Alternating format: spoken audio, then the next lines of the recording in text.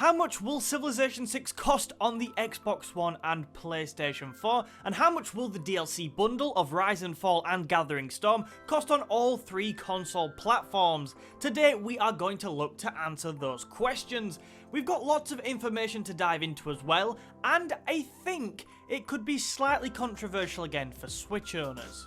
Yesterday we are looking at the price, but from now until release we're going to be doing at least one of these news/speculation videos every week. We've got a number of ideas, including going over the features of both Rise and Fall and Gathering Storm, but if there's anything else you want us to look at or investigate, please do let us know down in the comments and we will be sure to take them into consideration.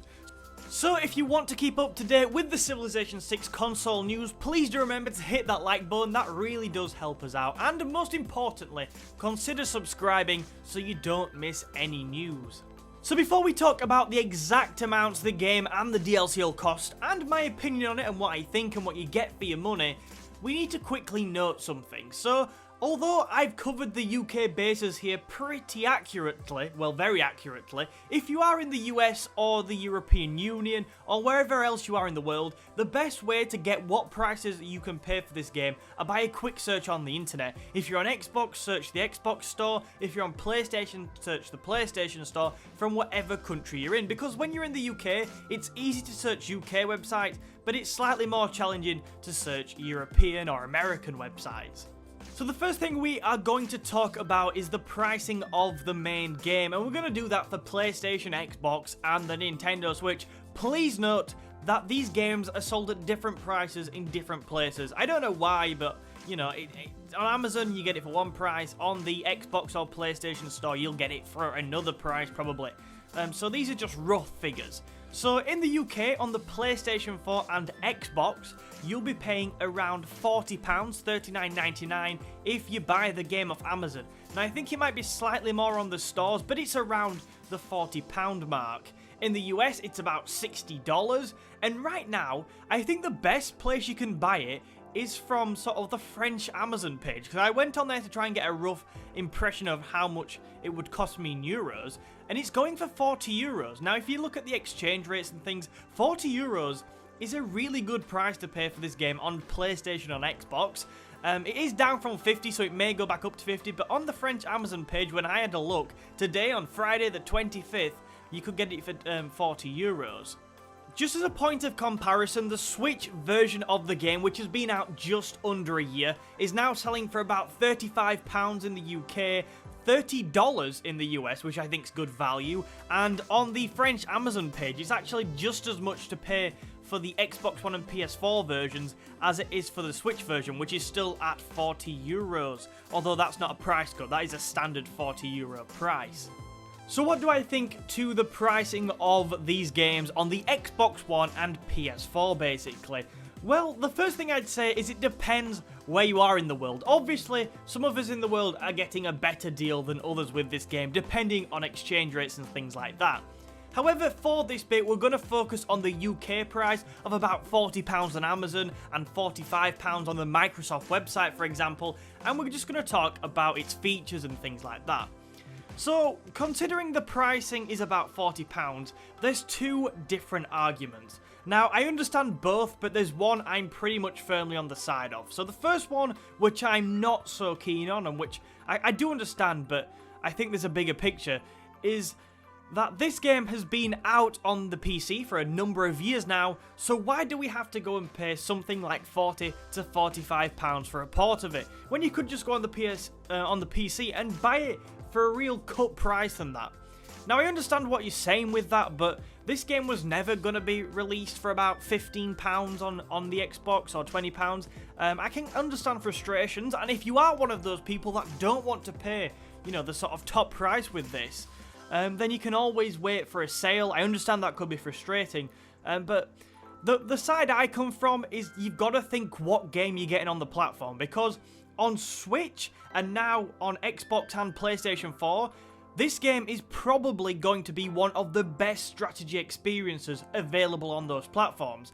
So for me, paying £40 for an experience that is by far the best strategy one, or one of the best strategy experiences on a platform, isn't a bad deal at all. I know when I bought it on Switch, I think it was a little bit more expensive than that, but I didn't feel bad for paying it because I just felt like, well, you know, there's not much else and I'm gonna love it and I definitely got my money's worth from it. So that's the side I come down on. So overall, I'm actually relatively positive on the Xbox One and PS4 pricing. However, it doesn't just stop there because there's actually even more that you get with the PlayStation and Xbox version than you actually get with the Switch version.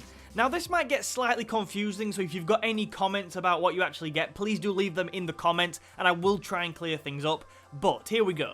So, with the PC version, you get just the base game. If you just buy Civilization 6 on the PC, you get just the base game, I believe. On the Nintendo Switch version of the game, which came out last year, and that's the one I play a ton of, you get the base game, and you also get the Vikings, the Poland, the Australia, and the Persia and Macedon expansion packs. So on Switch, you get a lot of expansion packs for your money, so that kind of sweetens the deal a bit. However, on the PlayStation and Xbox One, you get even more than that. So you get the base game for your £40 or £45, whatever.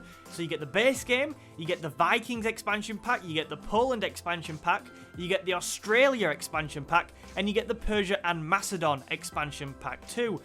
And you also get the Nubia one and the Kema Indonesia DLC thrown in there as well. But let me just say this, if you buy the Switch version of the game, the Nubia and Kema Indonesia DLC packs, those two, will set you back an additional £13. So, you know, the PlayStation and the Xbox version of the game have an awful lot to offer for £40–45, and that's pretty much where I'm at now. I really do feel for the price you're paying, you are getting an awful lot of great strategy, and I think that sort of value and price is going to be difficult to match for most strategy games on the Xbox and PlayStation.